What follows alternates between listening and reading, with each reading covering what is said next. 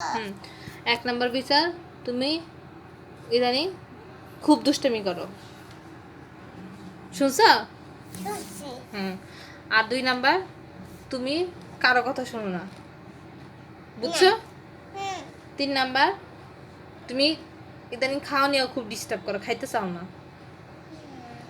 4 number objection, তুমি যা ইচ্ছা তাই করো, খালি পানিতে খেলতে চাও।